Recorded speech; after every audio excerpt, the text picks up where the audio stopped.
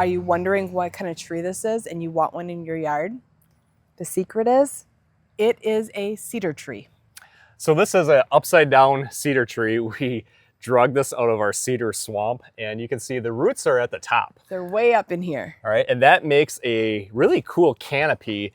And we have 3 pots that are attached to the root system. So it not only holds it, but it really gives this unique kind of trailing down look to it. So it was a lot of fun.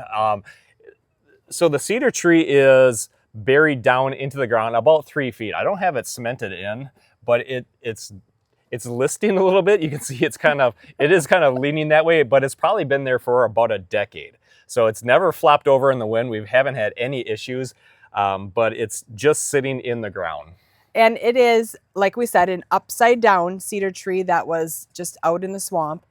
And we took all the dirt off the top and then placed it in there, and then put 3 great big containers and drilled them into the root system.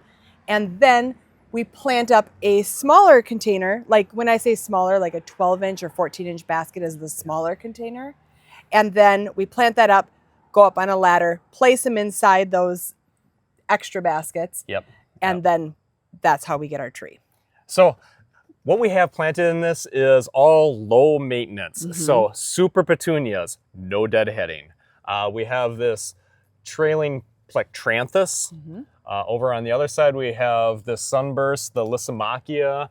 We have some Ipomea, the potato vine on the other side, but all low maintenance because we didn't want to have to get back up on a ladder and deadhead anything. So that's one of the things to keep in mind. Keep it low maintenance. Use those super petunias, the Vista series, the mini Vistas, that give that big, bold effect to it, and also the trailing. And depending on where you put it, ours is out in the full sun. So remember, you got to be a little bit more spot on with that watering because you're not going to be able to put your finger in there and check or lift it. You're really going to have to guess or have a pretty good knowledge of how much water that those containers are going to take. And they're all plants that do drink up a lot of water. So yeah, I'm definitely watering them daily when it's over like 75 degrees.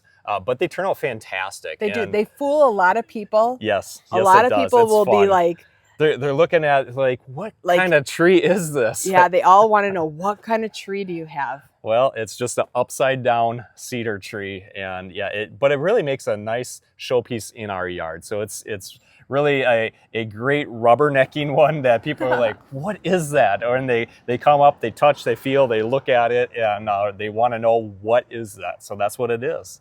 It's a beautiful addition to a yard. Yeah. So, all right. Well, thanks for joining us. Bye. Bye-bye.